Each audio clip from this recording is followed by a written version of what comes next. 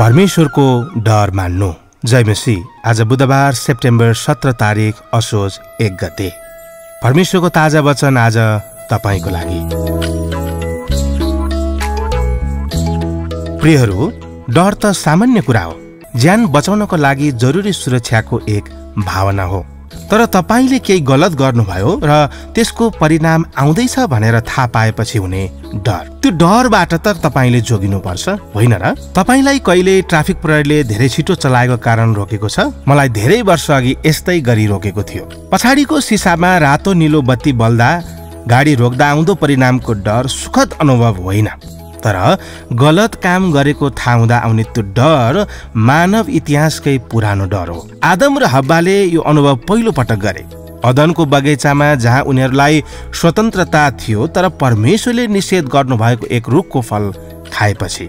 बाइबलमा उत्पत्तिको पुस्तक 3 अध्यायको 8 देखि 10 पदमा यसरी लेखिएको छ, साँझ पख परमप्रभु परमेश्वर बगैँचामा डुल्दै हुनुहुँदा तिनीहरूले उहाँको स्वर सुने र मानिस र उनकी पत्नी बगैँचाका रुखहरूका बीचमा परमप्रभु परमेश्वरको नजरबाट लुके।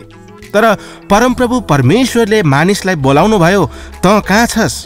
उनले भने, मैले तपाईको स्वर बगैँचामा सुने र म डराएँ, किनभने म नाङ्गै थिएँ र म लुकेँ। प्रियहरू, यही कारण हो हाम्रा गलत कामहरू, वास्तवमा भन्नुपर्दा हाम्रा पापहरूले हामीलाई परमेश्वरबाट अलग गर्छन्। त्यसैले अर्को पटक जब प्रलोभन आउँछ, चाहे फल कति नै आकर्षक किन नहोस्, परिणाम के हुन्छ याद गर्नुहोस्, डर अवश्य हुन्छ।